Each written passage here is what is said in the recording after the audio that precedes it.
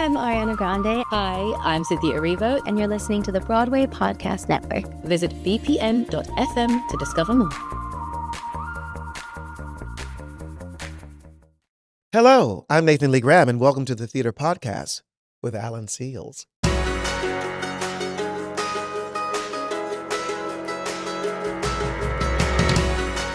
Hey everyone, welcome to another episode of the Theater Podcast with Alan Seals. I am your host, Alan Seals, and our guest today is none other than Nathan Lee Graham. And this conversation just surprised me in all of the best ways. Before we even officially started, he corrected my intro, adjusted his headphones into a perfectly intentional look. So if you're not watching this episode, I highly recommend it, and immediately set the tone for what became a thoughtful and generous hour together. We explored some of the moments that shaped him, like when Marin Mazie encouraged him to move to New York, the unexpected way Zoolander came into his life the day after the Wild Party closed, and the discipline it takes to maintain longevity in a business that can rarely offer pretty much any type of certainty. And then now there's The Baker's Wife, which he is doing off-Broadway, where he finds himself now describing the production as a snow globe. You just get to step inside. I have seen it. I agree with him. It is beautiful. The space is filled with trust, collaboration, the kind of artistic generosity that only comes from people who truly know how to play. This is a conversation about craft, identity, and patience in the long arc of a career built on consistency rather than luck. Nathan just brings humor, honesty, and his remarkable sense of self, and I'm excited for you to hear him. Find me online on Instagram, Twitter, all of the things, thanks to welcometotimessquare.com, the billboard where you can be a star for a day. You can watch the video version of this episode on Spotify or Patreon. And now, everybody, please, I hope you enjoyed this episode with Nathan Lee Graham. Here you go. 1, 2, 3.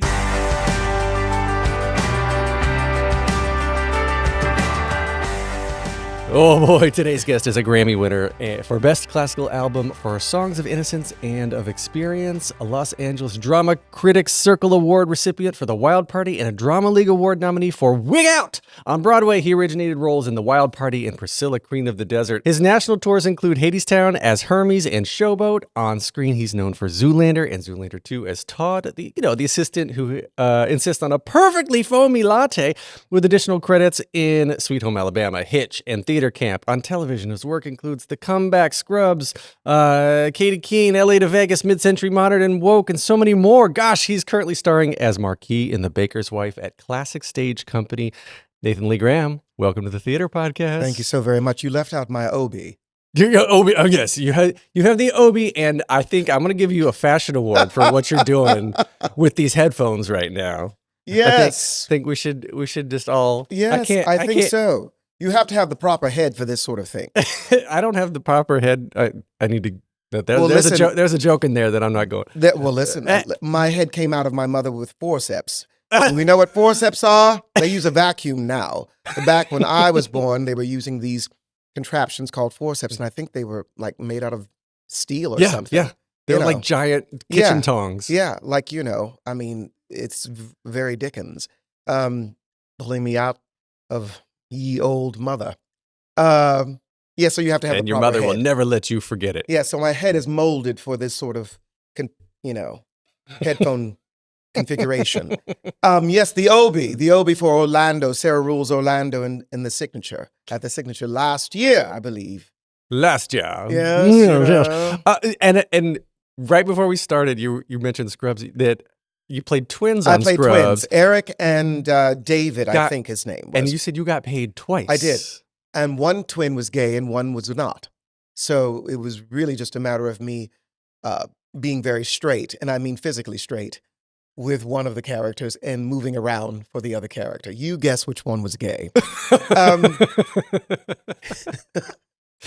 But it was really fun because, when you're playing twins, you literally have to keep one side of your body perfectly straight for the camera to not so they could if it's a split screen of the two of you. Uh-huh. So, and then your double comes in and does their business, but you have to keep one side completely. Oh, because they'll right. for post. Now I don't know if they still do that in post because I did this back when Sanskrit was being used, and papyrus, back when the tablets were happening. But And maybe they still use that, technology today. Who knows? Who knows? But I did get paid twice because I was playing 2 different characters. What you don't think that people would get paid twice again? What if someone plays You know what? triplets? I think now, well, triplets, my God. I think now. Do you get double the residuals? I can't remember that. No, they're lumped into one lump sum. Oh, well, screw that. But today I feel as though they would get one contract to play these characters. That sounds like a today thing to Yeah, do. you know. Yeah, you know. And so you grew up in St. Louis, Missouri, Yes, and Los Angeles. and Los Angeles, both at Yeah. the same time. So Mhm. what was your childhood like? Why'd you split the time? Oh, because the parents split. Oh, yeah? Parents split, I split. Hope it wasn't Yeah. anything to do with the forceps. No, I don't think so. Maybe. I'll have to go through that in therapy. But no, they split early on and then both got remarried right away. So I always had 2 sets of parents, and one in Missouri, one in California. And did you like that at the time, or looking back, like, Well, I mean, it was weird because I had all this sort of California sensibility, but I would go to school in St. Louis. So every summer was in California, Mm. and then, during the school year, I would be in St. Louis. And I literally would leave the day before school started and the day after school ended.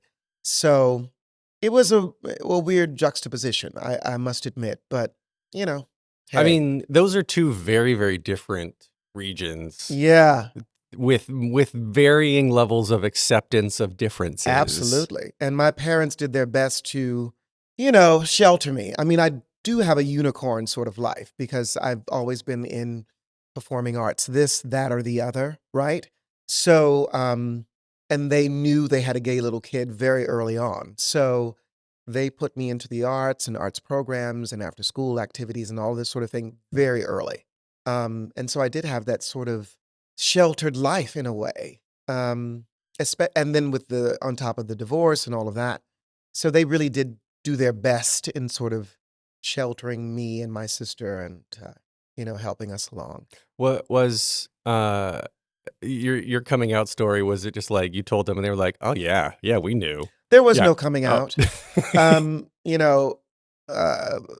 I mean, I hate to belabor my mother's, birthing me, but she did say I came out with one arm stretched all the way up and one down and, presenting myself. Ta-da. And they just always knew, and I never had to really have the conversation. And then when I started to work, it was just a very easy transition. There was nothing. My mother always said, back in the 80s, the code word for parents who had gay children was different. Hmm. My child is different. That's what you would see on the after school special. My child is different. So I knew what that meant, and they were very accepting of it right from the start, which is also a unicorn move Yeah. Oh, totally. because, hey, you come from this, African American, I would say, not fundamentalist religious, but, I am a preacher's kid. Like my grandfather was a big time, Methodist minister, but it was more of a case that our family, the church was our business as opposed to our judgment, if that makes any sense to people. That is a wonderful way of putting it. Yeah, it was our business. It was just the business, right? So It's a job. it was a job. And, it was a job of nurturing people and community and all of that sort of thing. And theater is just sort of quasi the same thing. So it was an easy transition for me. And did you always kind of find an extra home or chosen friends? I mean, a lot of people get into theater because it's like they're a misfit, and then they find their chosen family, we will say, right, of other misfits that come together. So was it always just like this extension of the village that helped to raise you? I think so. They were always very careful to have me around, people who were semi-sane, but always eccentric. Yeah, definitely I went to eccentric schools and experimental schools, and we got to take ducks home and all this sort of thing. So yeah, I did have sort of that Auntie Mame life in a way. I really did. I shan't deny it, which is why I am as insane as I am today. You took an actual ducko. I'm Mhm. thinking like, I mean, I don't know, in New York, maybe they do this, maybe they don't. My kids are 9 and 10, and like, of course, Leo, the Adam Sandler movie, right? Like, he's the what is he in the chameleon? He's a chameleon that gets Yes. taken home, and like, I was just thinking, I was like, do kids take home animals Well, anymore? I certainly did. Yeah, I took home a little yellow ducky and we raised it, and it was a part of our sort of science thing, you know, biology science thing. It was very interesting. Like, Lots of bird poop did it?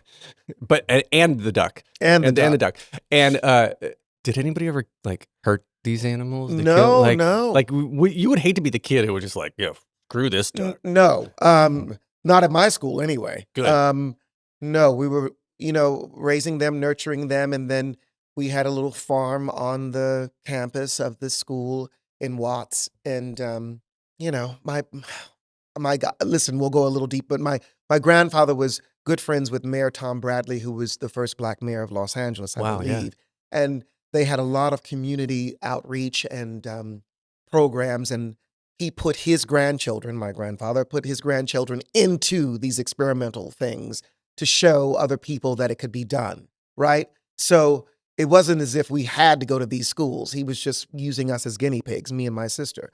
But it turned out to be a really special experience. And so then continuing on this trajectory, I guess, when did you realize that like I can make a career out of this? I can get paid to do it. I don't want to do anything else. By high school, I knew that I wanted to be a working actor. I remember being in the kitchen and saying to my mother specifically, Mom, I want to be a working actor. And she said that I said those two words, working actor. I didn't say star.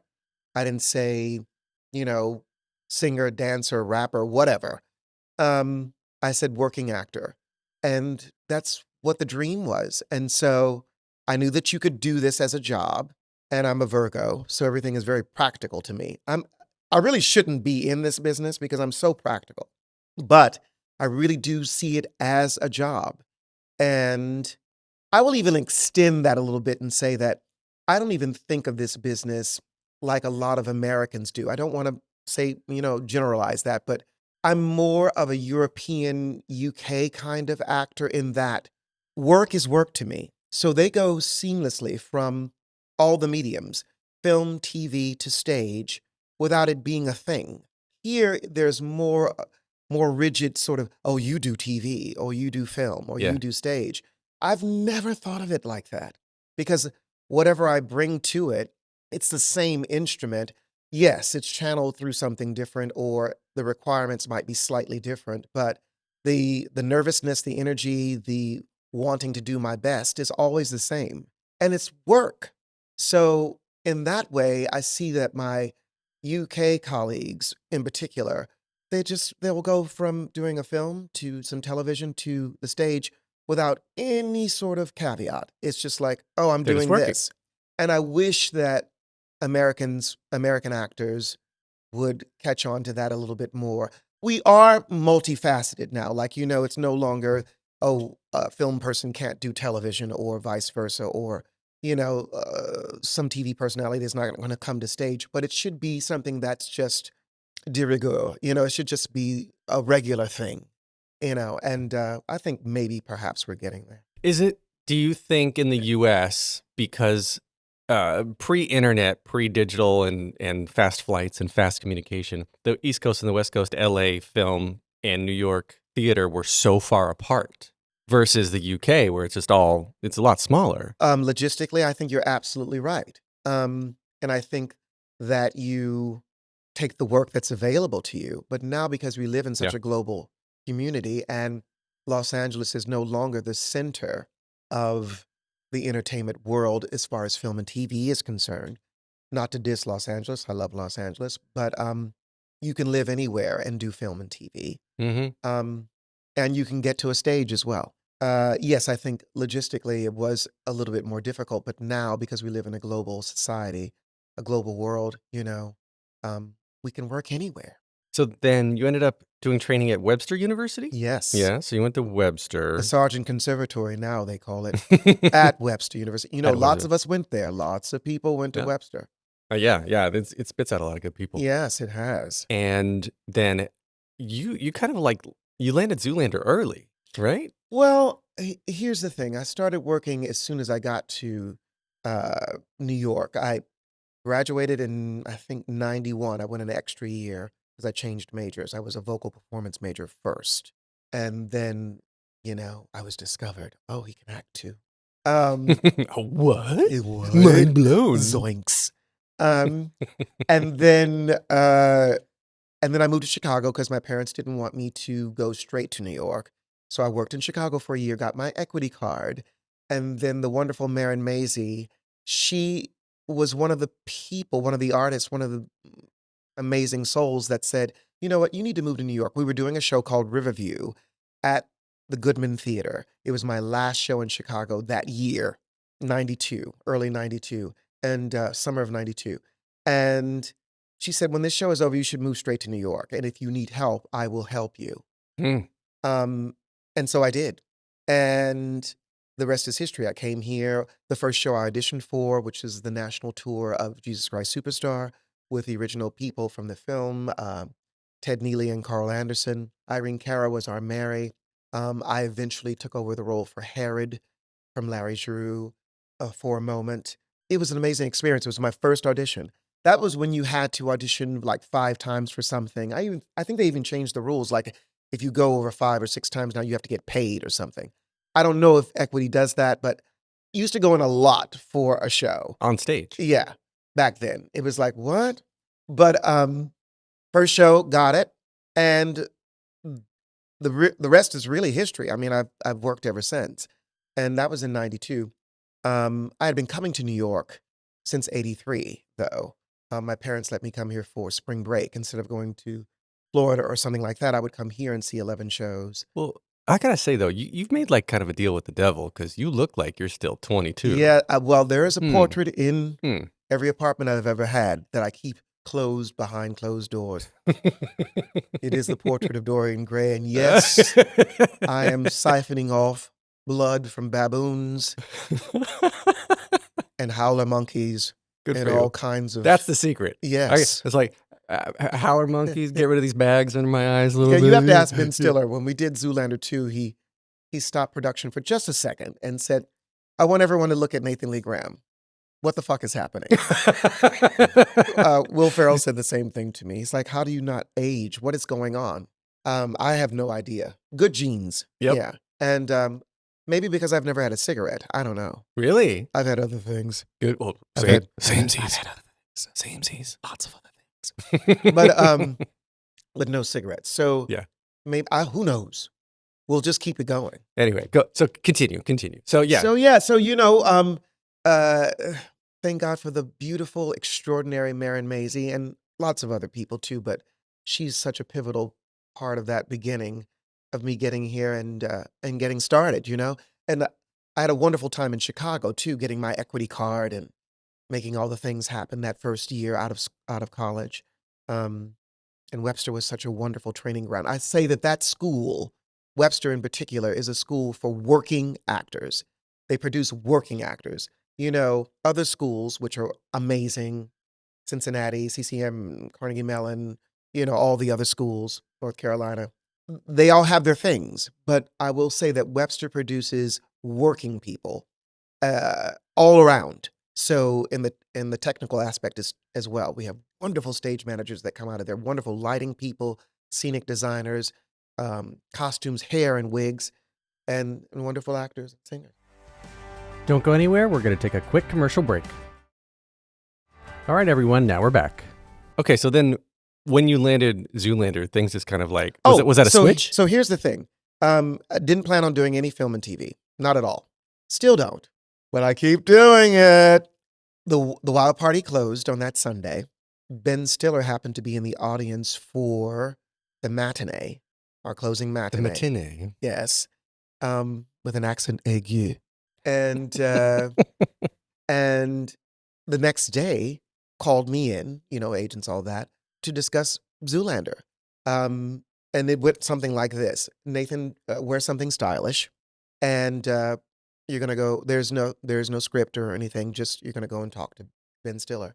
So I said, "Oh, I'm terribly excited, and let's go make this happen." So I put on some helmet long. I remember what I wore, and walked in, and we just discussed me playing some character. He said will probably be named Todd, and you're going to be an assistant. And would you like to do this? And I'm like, well, you were at my show yesterday, and it closed. So yes, I would like to do it. Um, and he even asked me. I think he says, I'm doing this sort of show on VH1. It's called Zoolander. Have you seen it? And I was very honest. I hadn't seen it yet in that moment. But I was like, listen, you're Ben Stiller. Of course I want to do anything with you. You're a genius. So that's how that happened. Literally how that happened. And then, homie lattes later. I mean, you have, I think, 6 lines 6. in Two the at the first top, one? 2 in the middle, and 2 at the end. But you are one of the most memorable characters. All of it. Listen, kids. What you need in a film is to get 1 to 2 big laughs. That's all you need. And then you've made it. Because if you can make a group of people laugh simultaneously together across the world, just think about that. Just think what you're doing. Your work, what the director has captured. That's why you can't leave any sort of bad work. Be good in every frame is what I'm saying. So however they cut it up, they got something. But if you can get 1 to 2 laughs in a film that makes everyone laugh, you've done it. You've done your job. And also it's about position. I knew that I had 2 at the top, 2 in the middle, and 2 at the end. That's it. That's all I needed. It's the location of the laughs and, making them happen. And I also was introducing certain things like Magnum. I introduced Magnum. So I knew what Ben had given me, and you make the most of everything. What is it? There are no small parts. No. Only small actors. And there is a lot to be said for that. It doesn't mean that you go out of bounds with the bits that you have. It just means that you land them. You land them in perspective, and hopefully they translate. I gotta think being on set with you and Will Ferrell and Ben Stiller must have been a dream for most people, or even for you to work with those two. It was amazing. Even the foamy latte scene, a lot of that business we thought was B-camera, B-roll, because it was done for Ben's benefit, with the A camera looking on him to get his reactions, right? So they kept the foolishness that we were doing. The look I will never forget with you and Will. It was brilliant. Yeah, and we shot that 14 times. I think that was 14 different shirts? Yes, 14 different shirts. Ben would complain about the t-shirt not being tight enough to see the imprint of the spillage. I tell people, they said, was it hot or cold? I said, it doesn't matter on film. Felt the same. Yeah. Hot or cold. Getting, this stuff splashed in your face. Yeah, 14 times. There was a blizzard that day. We shot that in New York. On the same day, I think it was the election between Gore and Bush. Oof. At the beginning, Gore was winning, and we were all, well, this is not a political podcast. But we were, a lot of people were smiling. Yes. Let's just put it that way. Yes. And then at the end, there was more of a grimace and a frown. But, that's all water under the Brooklyn Bridge. Brooklyn bitch. The Brooklyn Bridge. Brooklyn Bridge. So you've writing on this success, and then you said you didn't originally want to do like TV and film and stuff. No, but and like then- I feel like that's where you've sort of And then fallen the most into. And then Sweet Home Alabama followed that right away. And then Hitch followed that right away. And then you sneak in the comeback with that. I said, what's happening? What's happening? But I still didn't get that, oh, this is what I have to be doing.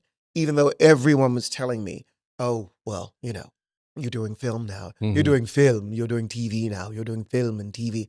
Yes, you do get paid more. But in my mind, I guess because I'm practical too, it's just really another job. And if you're lucky enough to get it, great. But I never depended on it, right?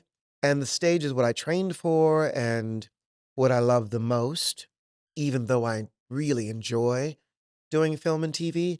But it's all hard if you care about it. You know, it's all hard if you care about it. I mean, I probably put a lot of pressure on myself because I have a certain standard and a certain bar, hopefully, that I'm achieving. But yeah, I still don't even plan on doing it. I'm not even kidding. I'm really, really not kidding. It's like when it happens, I'm always excited. This is a great thing.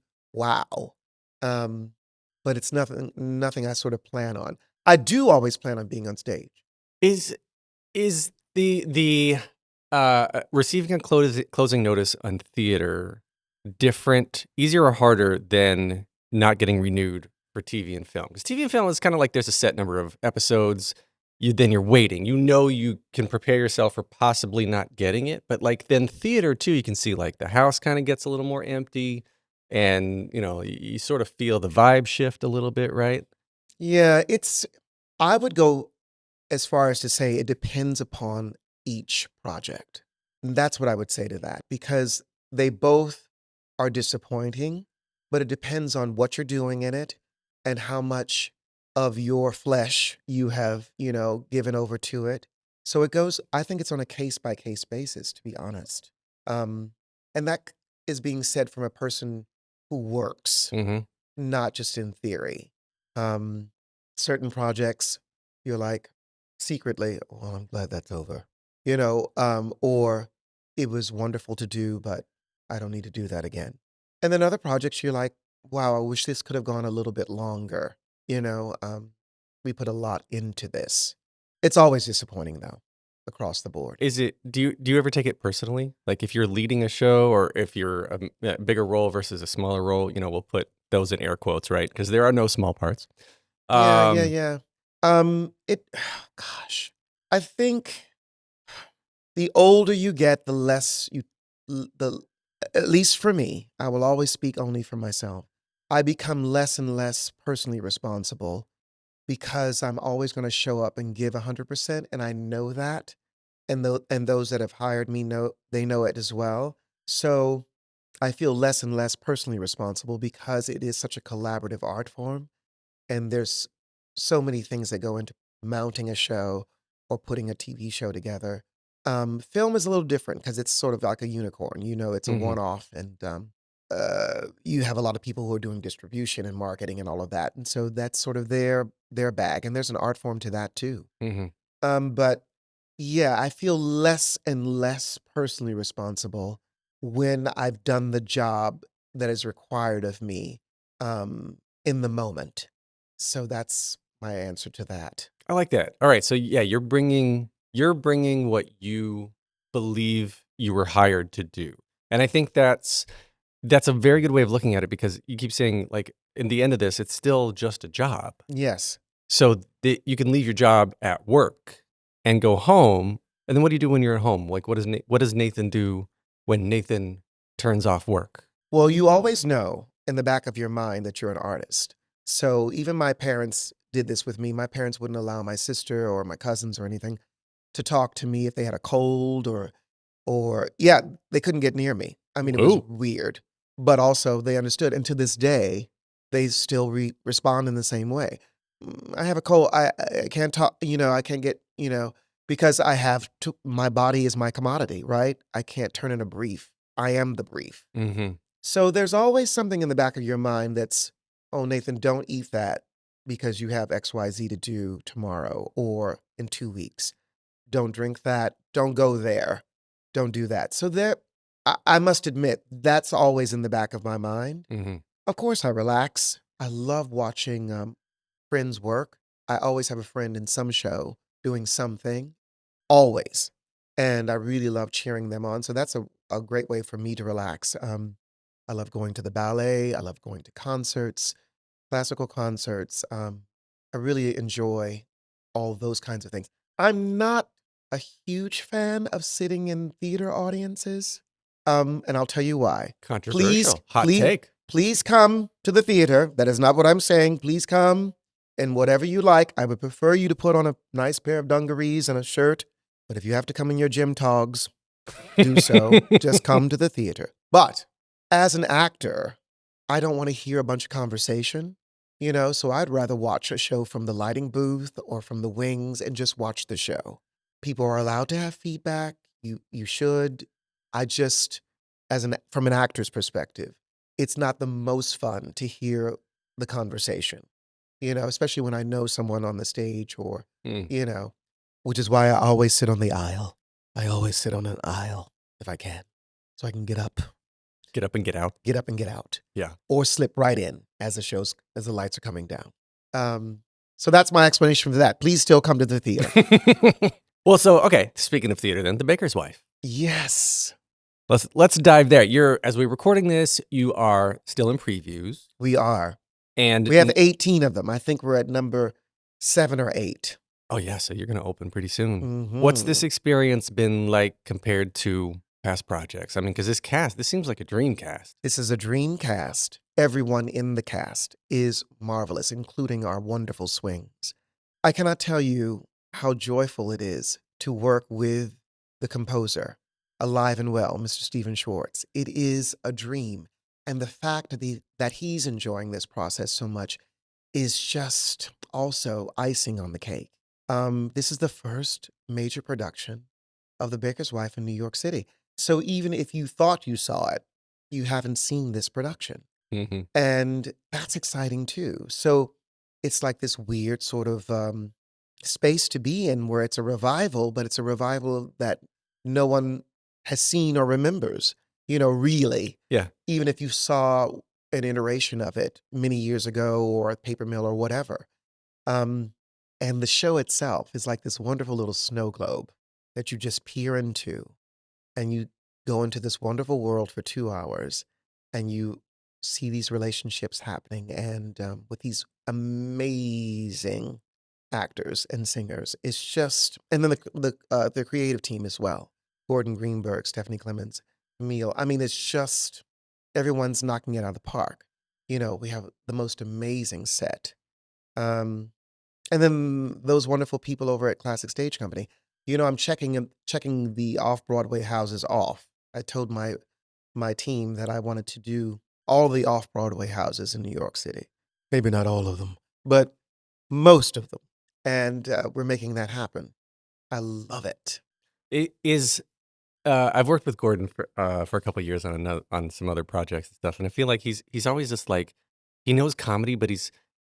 I don't want this to come out the wrong way. He's not outwardly funny, but he knows how to do comedy, right? Like it is that sort of mentality that he's bringing into the room, into the rehearsal space, and into the cast and whatnot. Like, how is he fostering, or how is the environment being fostered to allow the creativity and the experimentation? Because I feel like all the cast, you're all amazing actors in your own right, and then together you're going to lift yourself up, but you need to be vulnerable and you need to feel safe to be able to do that, right? So how's that process been for you, specifically for this rehearsal process? Well, first of all, we are allowed to experiment. That's always key when you don't feel stunted. So you're allowed to do what you do. You've hired we have some very new people who some people this is their first show, but most of the people in this company are veterans. So they're already coming in with all of this knowledge, right? And how to put something over. And because Gordon has worked on this piece for 20 plus years, fine-tuning it, crafting it, he, in a way, can sort of let people do their thing because he's, first of all, done what any good director does well, is cast. So that's more than half the battle. And then mold and shape. So I would say that this thing, the way that this is turned out, is that we have this big mound of clay and we're shaping it, as opposed to trying to find the clay and build it out. Mm-hmm. And that's what's happening here. When you have an embarrassment of riches like this cast, what you can do is say, hey, Nathan, why don't you do trick number 684 out of your trunk? Try that here. And there's a lot of nonverbal things happening. There's a lot of trust in that way, which is so great. It's so great when a director can come straight up to you and say, "Do this," and then I say, "Yeah, I'll try that," and we do it, and then you move on. Yeah, let's do that. Let's build that in and sort of hone that. And that's what's been happening, right? It's great to be in that place. It's great to trust yourself enough to do that, and that a director knows you well enough that he trusts what's going to be happening. And so then you just play. And then, of course, when you're working with people who know how to play, you know, it's a wonderful sport. That reminds me of Gatsby. Yes, old sport. Old sport. Old sport. And the in addition to all of this, you have you do concerts and cabarets and everything. So you said this a little while ago that TV and film is still not something you plan on doing. Theater is where you want to be. So like when you're not on stage, is that why you do the concerts and the cabarets to like get yourself out Well, there? when I get a chance, I haven't Yep. done one in a long time, and so I hope to do more. Fortunately, I am asked to do it. I just haven't had an opportunity because of all of the work, the film and the TV and the stage. And I guess I would love to reiterate that it's not that I don't want to do, which you didn't say, TV or film. It's just that I never anticipate doing it. It's not something that I'm like seeking. Now, mind you, my team certainly probably is. And if there's some wonderful project, I mean, like I have 2 indies coming up that I'll be shooting next summer already, and I'm excited about doing those. But it's just, I guess it's also maybe a safe fail kind of system for me because I'm not anticipating those kinds of things. When they happen, it really is something wonderful to do. But I'm not sort of like hinging everything on it. It's like, oh, I don't do Whereas Judith Light told me something once. We were doing a reading or something, or maybe we were doing, for Bob King, the guy who did, the wonderful director who did Psycho Beach Party. We were working on something, and Judith said to me, "Nathan, always try to do one theater project a year, or you'll lose that muscle." Hmm. And I've always remembered that because I've seen some people who haven't done that, and it's a different thing on stage to watch them be nervous or not have the breath, so I don't want to lose that either. That means a lot, I think, coming from her, because how many seasons of Who's the Boss Yeah. did she film, right? But she's always coming back to theater. Yes, always. And then her wonderful film work, wonderful of course. television work. She just is a phenomenal human being and actor. But yeah, coming back to the stage, you don't want to lose that muscle. Mm-hmm. That's why it's so important to me. We're going to take a quick break for a few commercials. All right, everyone. Welcome back to the episode. Do you have a favorite role you've done over the years? No. No? I don't have a favorite role. I mean, I really did. And this is so niche, right? I really did love playing Queen Elizabeth I in Sarah Ruhl's Orlando, just because it was such a departure and you had to totally commit to that absurdity, right? I really enjoyed doing that, but that's not something you do every day. And, I do always probably enjoy what I'm doing the most at the time I'm doing it. Just playing Arthur Broussard on Mid-Century Modern was a dream because I worked with Nathan Lane, Matt Bomer, and Linda Lavin, and David Cohen and Max Muchnick and Jimmy Burrows. I mean, that was also a joyful experience because of the collaboration of that, right? The writing was at the very top. The directing was at the very top. The actors were at the very top. So if you're going to do a multicam, you do it with those people. Mm-hmm. And God rest our wonderful Linda Lavin as well, who went out on blazing on top, She just went out on top. It makes me joyful to think about her all the time. My dog is named after her, by the way. Linda Lavin? Yeah, well, his name is Lavin. Lavin? Yeah. Okay. Then all the roles that you have done, though, what would you like to be remembered for the most? Do you care that, like, foamy lattes at the top of the memory I really list? don't, because I care more about something making you feel a certain way. Yes. That's what I care Yes. about. So, I never know what people are going to stop me for in the street. I never know. because just when I think I know, it's like something obscure, like when I did Broad City, you know, with those amazing actors, or AbFab with those amazing actors. I ran into Danny Bernstein several weeks ago, months ago, maybe 2 months ago, because it was warm, on the corner. It was me and Jessica Hecht and Danny Bernstein. That Jessica. trio of them, oh, God, so good. And Danny and I had never spoken about. First of all, it was a pleasure to see him, but we had never, and to congratulate him on his latest Tony nomination for Gypsy. But we had never spoken about that we are one of the few Americans to have done AbFab when they shot here in New York. Whoopi Goldberg is another. And we'd never talked about that in person. And I said, the very next time I see him and I can get to him, I'm going to mention that. We both did it at the same time. So it's just amazing. Whatever project makes you feel good, that's what I want to be remembered for. Some people, it's a comeback. They just cannot live without the original, the first season of the comeback, which I was just so thankful to be a part of. Thank you, Michael Patrick King and Lisa Kudrow, for that. So it just depends. Sweet Home Alabama is a big one for lots of people, They'll come up to me and do one of the lines from that. Do we know Mo? Which was my take, by the way. Thank you, Andy Tennant. So it just depends. Hitch is another one for other people. Yep. You just don't, you never know. So whatever makes you happy, it's about the body of work for me.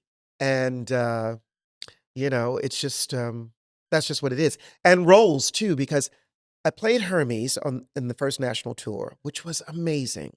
Thank you, Rachel Trafkin, for that. It was just amazing to do and such a wonderful show. But after I did it, I said to myself, I don't have to play a role that large ever again. I really don't. Well, this is what I want out there, composers and directors. And put it out there. Let's Oprah this into existence. Nathan Lee Graham wants to play the mother in the musical version of Doubt. No. What? But that's the size of the role I want. I joke, but I want one big song, one meaningful song, if we're talking musical, at the end of the first act. And then I want to reprise the same song with one modulation in the second act. Very specific.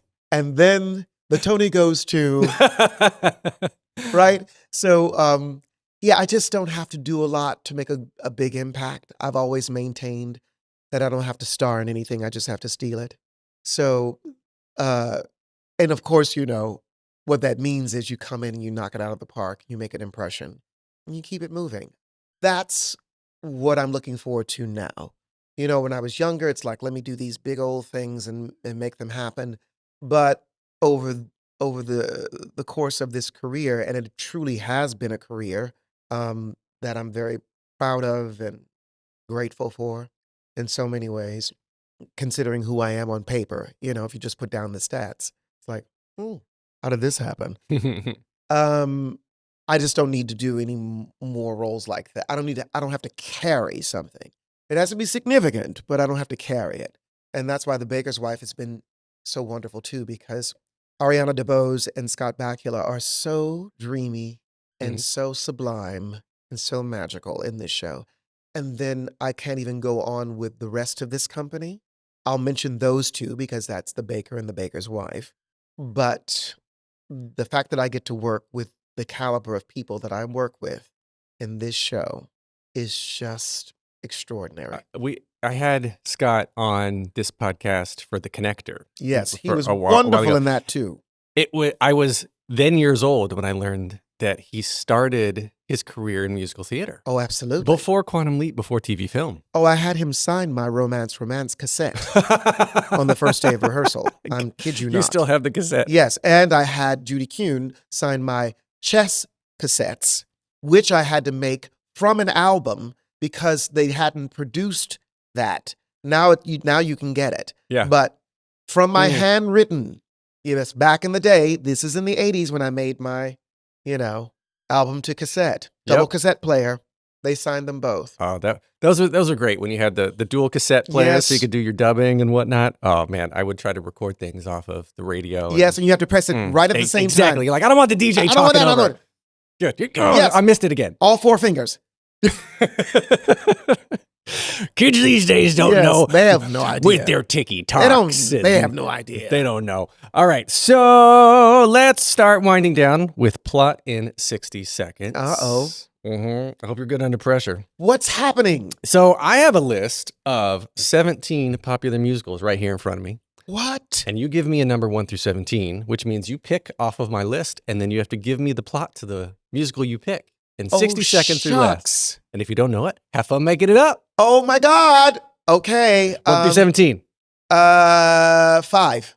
5 is Mary Poppins. Go. 60 Oh, seconds Mary remaining. Poppins is about this dame that has all this stuff in her bag, right? And then she can pull it out and take care of these kids. She's this magical, wonderful person that some say is a myth, but she was real. And then there's these chimney sweepers, 45 seconds and remaining. and everyone has a good time. And there's this metaphor about relationships, and the father becomes a better person because of it. And then you got these ladies who are suffragettes and things like this happening. Is that in Mary Poppins? I think it is. 30 And then seconds remaining. it's about a carpet bag and a woman and an umbrella and standing in first position. When she flies. Yeah. That's it. A spoonful of sugar. 15 seconds remaining. Golf clap, my friend. All right, 3 standard closing questions then. Okay. To calm you back down. First one just simply is what motivates you. Oh my God, what motivates me? I suppose love does. Love for what I do, love for what happens when I do it, love for other human beings, my dog, other people's dogs. Love is sort of the connector, I think, because it takes on so many forms. So I think that's what motivates me to do what I do. Shout ultimately. out to Lavin. Yeah. Yeah. Okay. What advice would you give to your younger self and younger people listening now, starting out down a similar path? To be patient. That is what I must tell you. It's so very difficult, but if you can be patient, that is the biggest thing I can tell you about. And patience requires you to do other things, right? To listen, to take care of yourself, to love yourself. So patience is the basis. Have patience to love yourself. Yeah. That's what a lot of people miss. That's what I miss. Yeah. I'm going to remember that. All right. So this is the last question, hardest one. If you Mm. could only see one show for the rest of your life, you can see it as many times as you want, what would you see? Sweeney Todd, the Demon Barber of Fleet Street. Woo! We're getting back to that one. That was the number 1 answer pre-COVID, and post-COVID, it's been all over the place. Really? Yeah. Yeah. So I wonder if we're getting back to our it's okay to be a little depressed and see people get killed mentality again. Well, yeah, I want to see throat slit. No, here's the thing. There's so many beautiful aspects of that show too, because ultimately, Sweeney Todd is about relationships. It really is. And it's about what happens if you deceive, what happens if you betray, what happens if you have revenge, what happens if you love, what happens if you go for it, what happens if you deny yourself. It's all about relationships and how you interpret and respond to them. So, yeah, more hot pies, more hot and how more you dispose pies. of your dead Yes. bodies, I guess. Yeah. Well, and it's about recycling. Hot take. Yes. That's our poll quote. Yes. Sweeney Todd is It's about about recycling. recycling. Yes. It's about sustainability. There you go. There you go. Reuse everything. Where can we find you online? Where can we connect with you? Nathan Lee Graham is my Instagram. All right. And that's about it because, yes, I can do other things, but I'm not doing other things. Other people can do other things for me. But you'll always know about what I'm doing because there's wonderful marketing teams that work for everything that I do. So, look for those things. But come and see The Baker's Wife because it's so beautiful. If you can get a ticket. I got my ticket. See? I see it next week, I think. Wonderful. Pretty sure. Yeah. Let me know. Let me know. I will. I'm online at theater_podcast on Threads, Instagram, TikTok, Facebook, all the places. Leave a rating and a review. Share with your friends. Tell everybody how awesome Nathan Lee Graham is. Thanks to Jukebox the Ghost for the intro and outro music. Thanks to WelcomeToTimesSquare.com for this lovely studio we were in. And thanks to Nathan for always remembering us to recycle our dead bodies. Thank you. You're welcome.